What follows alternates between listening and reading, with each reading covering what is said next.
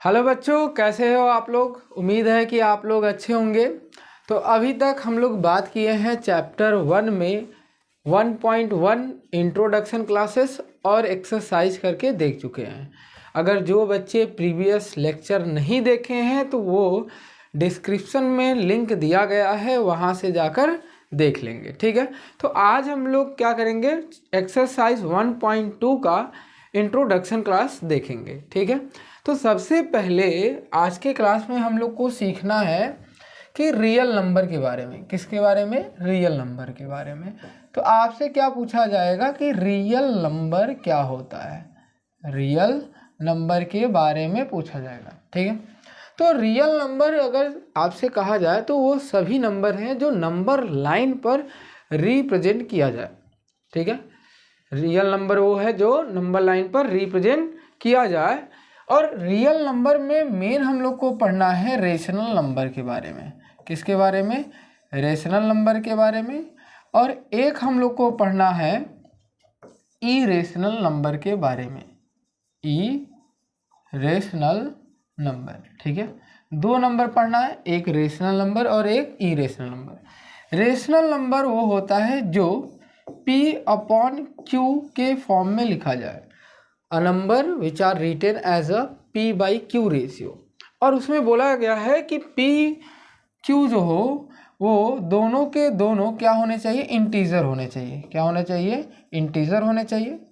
और तीसरी बात इसमें कहा गया है कि जो Q हो वो जीरो के इक्वल नहीं होना चाहिए, जीरो के इक्वल नहीं होना चाहिए। ठीक है, जैसे कोई नंबर है, जैसे हम लोग कोई नंबर मान लेते हैं 3/5। क्या है? 3/5। तो ये क्या है? P/Q के फॉर्म में लिखा गया है। दोनों नंबर इंटीजर हैं और Q जीरो के बराबर नहीं है, तो हम लोग कह सकते हैं ये रेशनल नंबर है।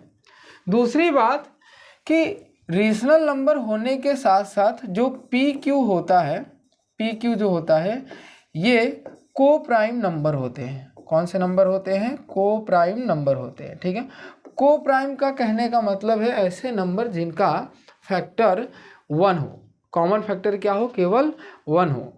तो ऐसे नंबर को हम लोग को प्राइम नंबर कहते हैं। ठीक है, दूसरी बात करते हैं हम लोग इरेशनल नंबर का। तो जिसको हम लोग P/Q के फॉर्म में न लिख पाए, जैसे P/Q के फॉर्म में इसे नहीं रिप्रेजेंट कर पाए। ठीक है, जैसे एग्जाम्पल में हम लोग बात करते हैं, एग्जाम्पल में √2, √3, √4, √4 लिखेंगे तो क्या हो जाएगा? 2 हो जाएगा। ठीक है, तो ये आपका रेशनल नंबर है। तो आगे क्या होगा? √5, √7। ठीक है, ऐसे सो ऑन, ऐसे नंबर आपके क्या कहलाते हैं? Irrational number. ठीक है, इतना समझ में। आपको इसमें बात क्या याद रखना है, रेशनल नंबर क्या होता है? तो आप बोलोगे can be written as a P/Q form. और P और Q क्या होने चाहिए? इंटीजर होने चाहिए। और Q जीरो के बराबर नहीं होना चाहिए। जब ऐसे लिखा जाता है तो बोला जाता है, कोई एक नंबर ले लेते हैं, एग्जाम्पल में 3/5 मैंने लिया है। एग्जाम्पल लेने के बाद PQ जो होते हैं नंबर वो को प्राइम नंबर होते हैं। जैसे मैं एक और नंबर ले लेता हूँ 5/10, 5/10 ये नंबर है। तो ये स्मॉलेस्ट रेशियो हमेशा लिखा जाता है। तो 5 का जो कैंसिल आउट करेंगे, 5 1 जा 5 और 5 2 जा 10। तो 1 और 2 का कॉमन फैक्टर जो है सिर्फ 1 है, इसलिए ये दोनों जो नंबर हैं वो क्या है? को प्राइम नंबर है। समझ में? सारी बात मिला के क्या कहा गया कि जितने भी रेशनल नंबर होते हैं वो P/Q के फॉर्म में लिखा जाता है। और P और Q एक प्राइम नंबर होते हैं, को प्राइम नंबर होते हैं। ठीक है, नेक्स्ट बात करते हैं हम लोग थ्योरम 1.2। थ्योरम 1.2 क्या कहता है कि एक नंबर है, let's number is the P, एक नंबर है P और P भी प्राइम नंबर, मतलब P जो है वो कैसा है? प्राइम नंबर है। और इस प्राइम नंबर को क्या लिखा है? प्राइम नंबर को डिवाइड कर रहा है a²। प्राइम नंबर किसको डिवाइड कर रहा है? a²।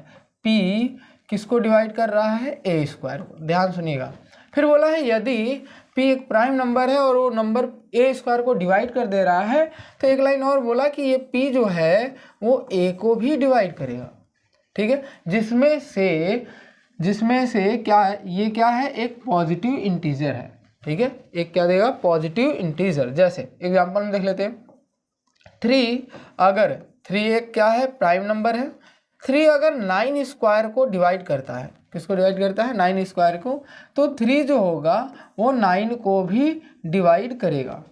ये थ्योरम क्या कहता है कि यदि एक नंबर a स्क्वायर को डिवाइड कर रहा है तो वही नंबर a को भी डिवाइड करेगा। समझ में आया? अब इसी के बेस पर आपको एक सवाल दिया गया है कि प्रूफ करना है कि √2 इरेशनल नंबर है। क्या प्रूफ करना है हम लोग को, √2 इरेशनल नंबर है। तो ऐसे तो हम लोग जान रहे हैं कि √2 इरेशनल नंबर है, बट लेकिन हम लोग को प्रूफ करना है कि इरेशनल है। तो इरेशनल प्रूफ करने के लिए पहले हम लोग उसको क्या करेंगे, सपोज करेंगे कि यह एक क्या है, रेशनल नंबर। तो सबसे पहला काम क्या है, लेट, हम लोग क्या करेंगे, let √2 is a rational number, is a rational number. पहले हम लोग क्या माने कि √2 एक क्या है, रेशनल नंबर है, रेशनल नंबर है, ठीक है। सबसे पहला काम हम लोग का यही होगा, ठीक है। अगर कोई नंबर रेशनल नंबर है तो अभी हम लोग पढ़ करके आए हैं कि अगर कोई रेशनल नंबर है तो उसे P/Q के फॉर्म में लिख सकते हैं। उसको हम लोग क्या लिख सकते हैं, P/Q के फॉर्म में लिख सकते हैं। फिर उसके बाद बोलेंगे कि हियर, क्या बोलेंगे, here P and Q as को प्राइम नंबर, ठीक है।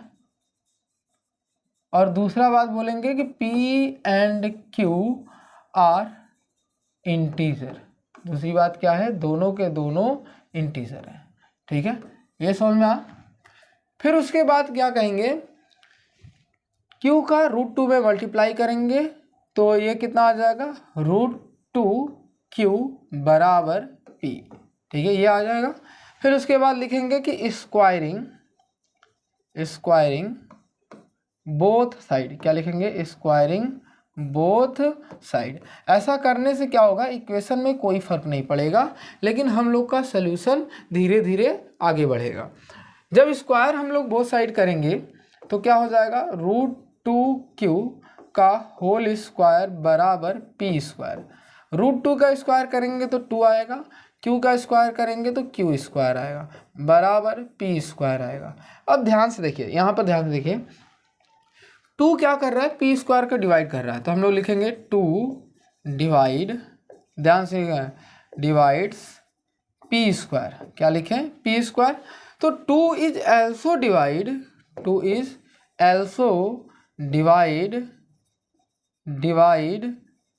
P। अगर 2 विभाजित कर रहा है P² को तो इसका मतलब 2 डिवाइड करेगा P को। ये कैसे हुआ, तो हम लोग थ्योरम बोलेंगे, थ्योरम 1.2, ठीक है, थ्योरम किसे, 1.2 से ये हो जाएगा। सबको समझ में आया, ठीक है। अगर एक चीज़ अपने से सोचो कि अगर मैं 6 को 2 से डिवाइड करूंगा तो ये कटने के बाद क्या आएगा, 3 आएगा। इसका मतलब 3 क्या है, एक इंटीजर है, 3 क्या है, एक इंटीजर है, क्या है, इंटीजर है, ठीक है। तो इसका मतलब कोई भी नंबर अगर हम लोग डिवाइड करते हैं तो वो एक इंटीजर देता है, क्या देता है, इंटीजर देता है। तो हम इसके बाद क्या लिखेंगे कि ये जो नंबर है अगर हम उसको डिवाइड करते हैं तो एक इंटीजर देगा, ठीक है, क्या देगा, एक इंटीजर देगा, ठीक है। नेक्स्ट लाइन से लिखते हैं हम लोग कि 2 मतलब P डिवाइडेड बाई 2 क्या मिलेगा, मान लेते हैं कोई भी एक इंटीजर मिला, कोई भी एक इंटीजर n मिल गया, क्या मिल गया, n मिल गया। इसका मतलब है कि P = 2n, क्या मिलेगा, P = 2n मिलेगा, ठीक है। यहाँ पर इस वाले इक्वेशन को हम लोग फर्स्ट बोल लेते हैं, क्या बोलते हैं, फर्स्ट, ठीक है। तो इसके वैल्यू इक्वेशन फर्स्ट में रखने पर, ठीक है, पुट द वैल्यू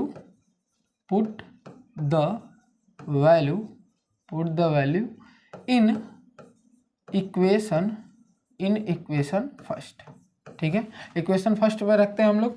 क्या है हम लोग के पास 2q स्क्वायर, यहाँ पर p स्क्वायर है, ध्यान से देखें यहाँ पर क्या है p स्क्वायर, यहाँ पर क्या है p स्क्वायर, तो p स्क्वायर है, p बराबर 2n है, तो इसका मतलब 2n का होल स्क्वायर हो जाएगा। इतना सबको समझ में आया। यही p बराबर क्या है 2n, और इसी 2n को यहाँ पर हम लोग रखे हैं, रख कर नई लाइन लिखे हुए हैं 2q स्क्वायर बराबर 2n का होल स्क्वायर। तो यहाँ से हम लोग को क्या मिल जाएगा 2q स्क्वायर बराबर 2 का 2 में स्क्वायर करने पर कितना आता है 4, फिर ये हो जाएगा n स्क्वायर, 2 2 जा 4, इट मीन्स q स्क्वायर बराबर 2n स्क्वायर आएगा। अब यहाँ से फिर से ध्यान से देखिएगा आप लोग, 2 जो है डिवाइड कर रहा है q स्क्वायर को, तो हम लोग लिखेंगे 2 डिवाइड्स q स्क्वायर। 2 किसको डिवाइड कर रहा है 2 स्क्वायर को, तो 2 इज एल्सो डिवाइड, ध्यान सुनिएगा, 2 इज एल्सो डिवाइड किसको q बाय थ्योरम हम लोग क्या लिख सकते हैं कि 2 इज एल्सो डिवाइड q। इसका मतलब q को यदि 2 से डिवाइड किया जाए तो फिर से एक इंटीजर मिलेगा। ठीक है, सबको समझ में आ रहा है। जैसे यहाँ पर p को 2 से डिवाइड करने पर एक नई इंटीजर आई थी, वैसे ही सेम अगर हम 2 से q को डिवाइड करेंगे तो एक नई इंटीजर आएगी। तो यहाँ से हम लोग लिख सकते हैं क्या चीज़ कि यदि q को 2 से डिवाइड किया जाए, ध्यान से, यदि q को 2 से डिवाइड किया जाए तो एक नंबर क्या मिलेगा, मान लेते हैं k, क्या मिला k। ठीक है, इतना समझना। अब q बराबर हम लोग क्या लिख सकते हैं 2k, क्या लिख सकते हैं 2k। और यहाँ से देखो, यहाँ से p बराबर क्या लिखा है 2n, तो यहाँ से हम अगर लिखे तो p बराबर 2n। अब एक चीज़ आप लोग बहुत ध्यान से देखिए कि pq जो नंबर था वो एक को प्राइम नंबर था। कैसा नंबर था, को प्राइम, मतलब इसके जो फैक्टर होंगे कॉमन फैक्टर वो 1 होगा, उसके अलावा कोई कॉमन फैक्टर नहीं होना चाहिए। लेकिन यहाँ पर देखिए आप लोग, इसके कॉमन फैक्टर 2 भी मिल गया, तो हम लोग लिखेंगे कि 2 is a common factor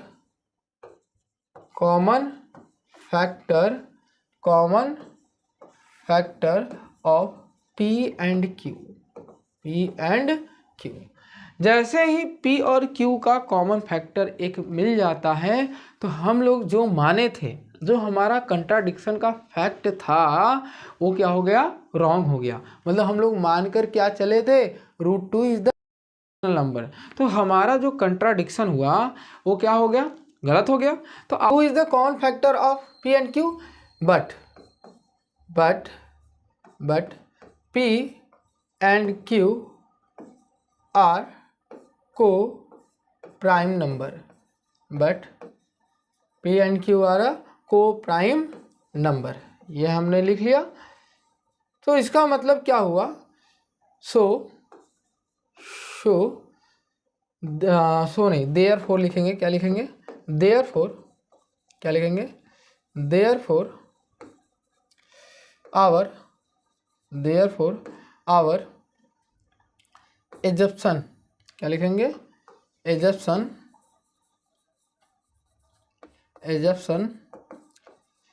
will be wrong। क्या हो गया, हम लोग का assumption क्या हो गया, wrong। so that's why √2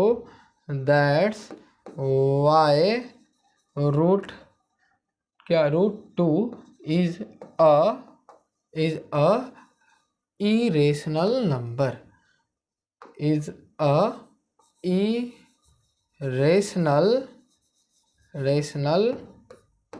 ठीक है, नंबर। ठीक है, इतना अगर आप एग्जाम में लिख देते हैं प्रॉपर फुल मार्क्स आप लोगों को मिल जाएगा।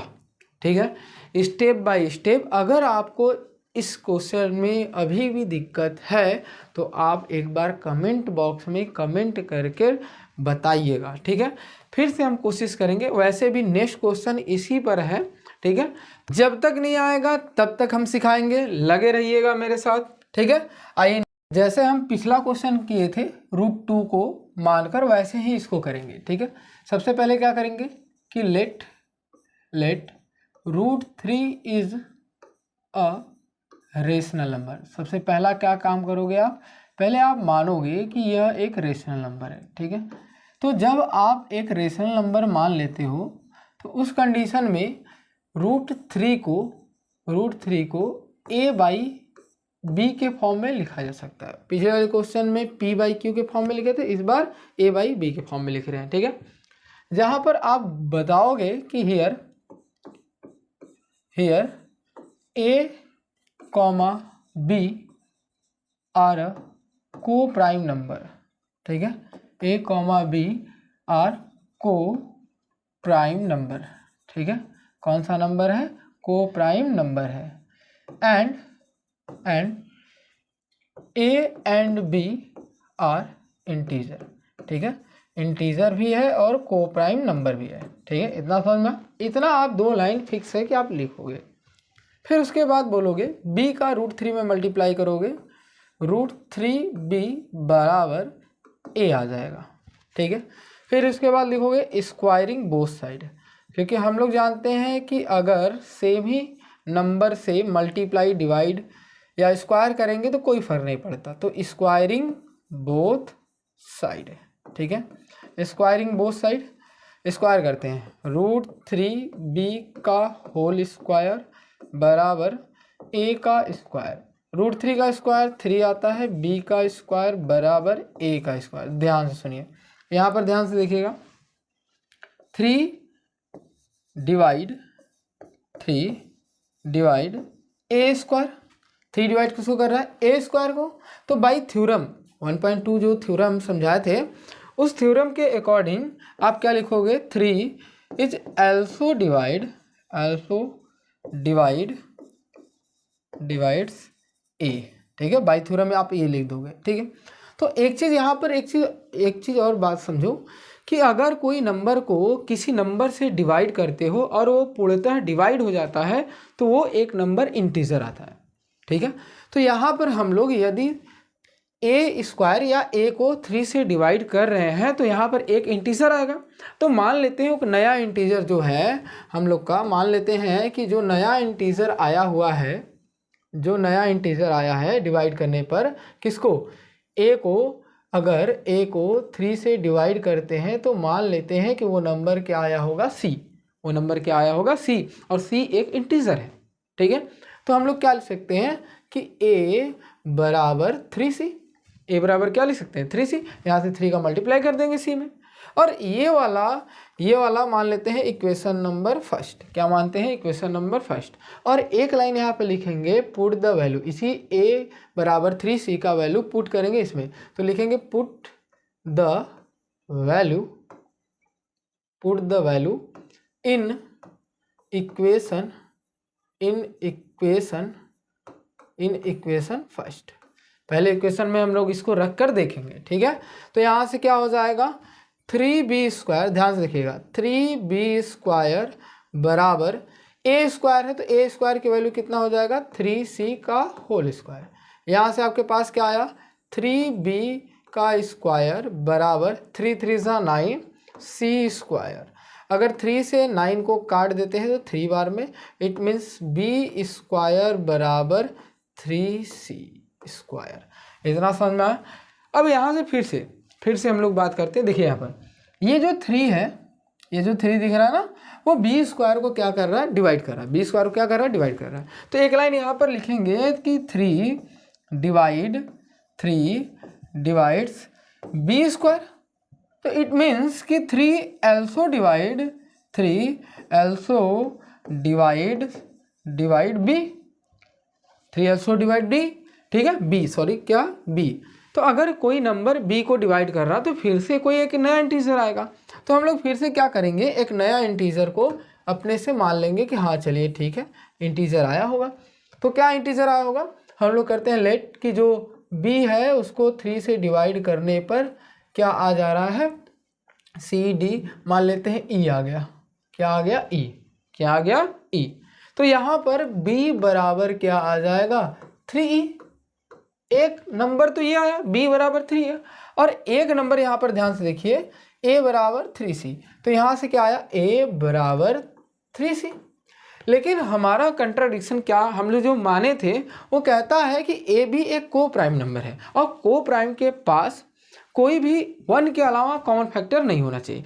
लेकिन यहाँ पर आप ध्यान से देखिए, यहाँ पर जो बात हो रही है यहाँ पर, तो यहाँ पर एक्चुअल में 3 जो है दोनों नंबर में कॉमन है, कॉमन मल्टीपल है ना 3। तो इसका मतलब यहाँ पर हमें क्या मिला कि 3 इज अ कॉमन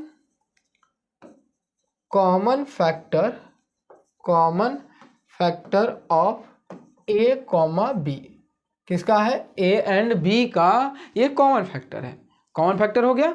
तो इसका मतलब अगर a b का ये कॉमन फैक्टर है तो लेकिन हम लोग क्या माने हैं कि a b एक को प्राइम फैक्टर है। तो इसका मतलब बट, यहाँ पर क्या जवाब देंगे, but a and b are को प्राइम नंबर। कौन सा नंबर है, को प्राइम नंबर। इसका मतलब अगर ये को प्राइम नंबर है तो कॉमन फैक्टर 3 नहीं आना चाहिए था, 3 नहीं आना चाहिए था। तो अगर कॉमन फैक्टर 3 आ गया तो इसका मतलब जो हम लोग माने हैं, माने ही उल्टा पुल्टा है, जो हम माने हैं उसका मतलब गलत हो गया। तो इसके बाद हम लोग क्या लिखेंगे, देयरफॉर, क्या लिखेंगे, देयरफॉर, ठीक है, आवर एजम्पशन, ठीक है, एजम्पशन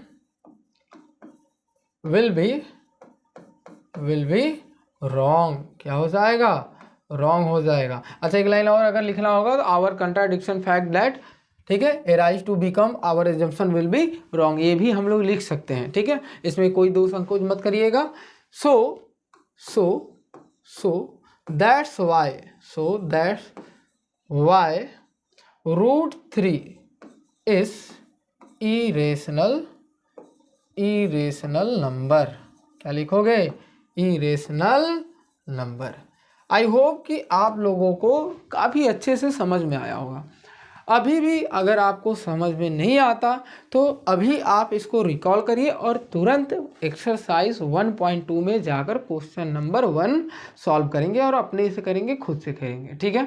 √5 आया होगा, √5 इधर प्रूफ करना होता है कि ये एक इरेशनल नंबर है। तो सेम आप यही लाइन क्या करेंगे, डिटो कॉपी कर देंगे, ठीक है।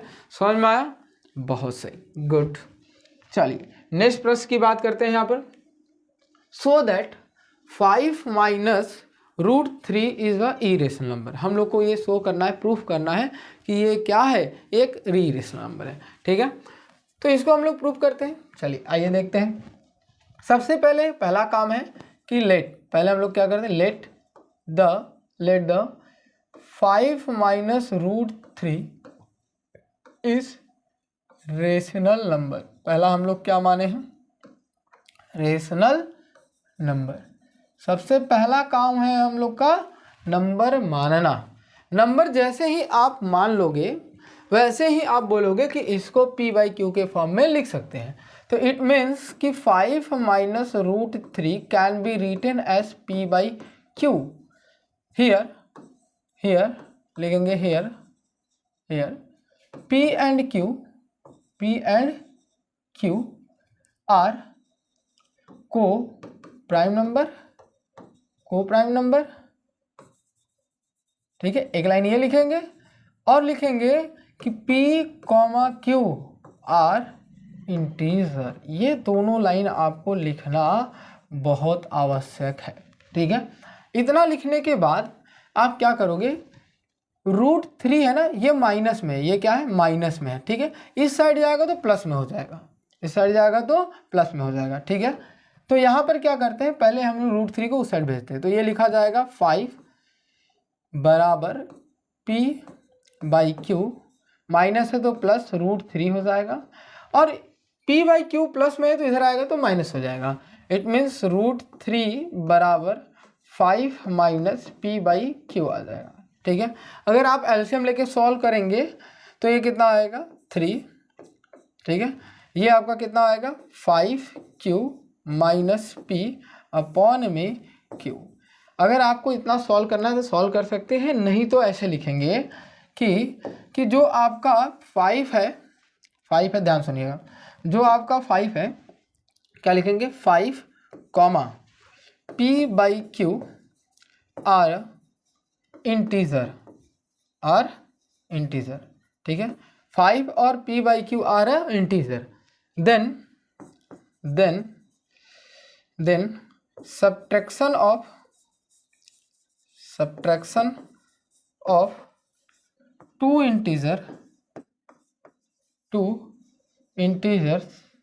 integers is always give integer।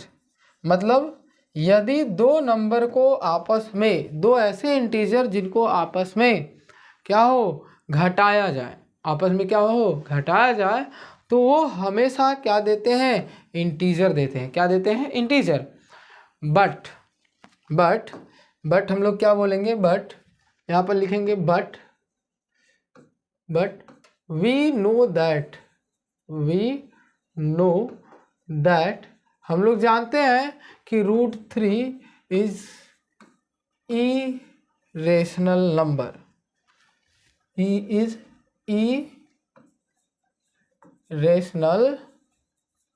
Irrational number, ठीक है।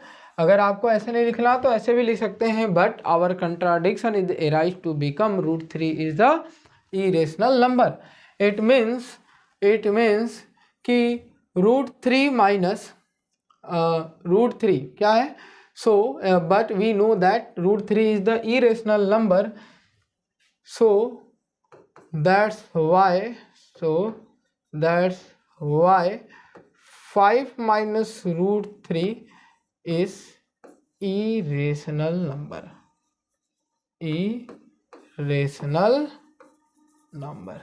ठीक है।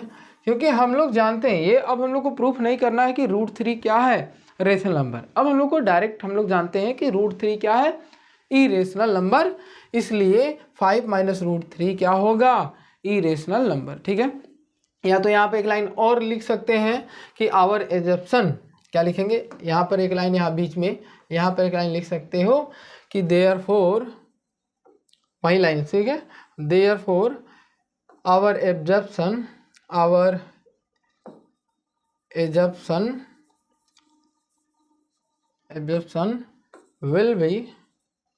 will be wrong।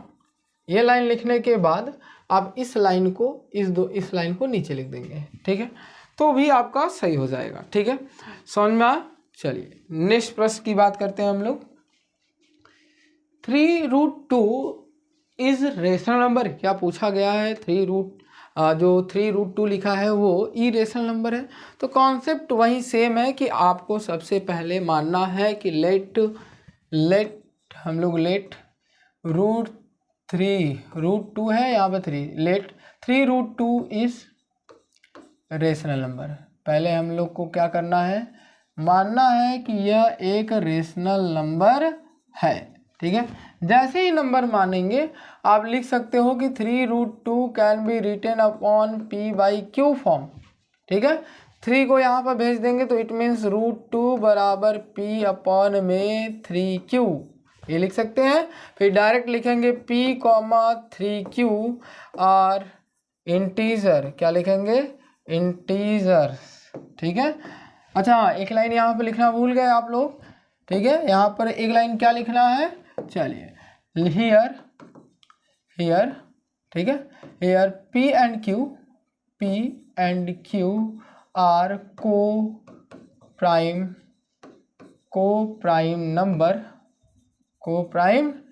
Number and p and q are integer, ये आप हमेशा लिखेंगे, ठीक है। ये लिखने के बाद हमने p, 3q are integer, it means अगर ये इंटीजर है, इसका मतलब अगर ये इंटीजर है तो हम किसी भी दो नंबर का इंटीजर का डिवाइड करते हैं तो हम लोग को क्या मिलता है, इंटीजर। और जैसे ही इंटीजर मिलेगा लेकिन इंटीजर मिलेगा तो, लेकिन हम लोग देखें तो √2 क्या है, एक इरेशनल नंबर है, और इरेशनल नंबर है तो मेरा कंट्राडिक्शन क्या हो जाएगा, रॉन्ग हो जाएगा। ठीक है, हियर √2 इज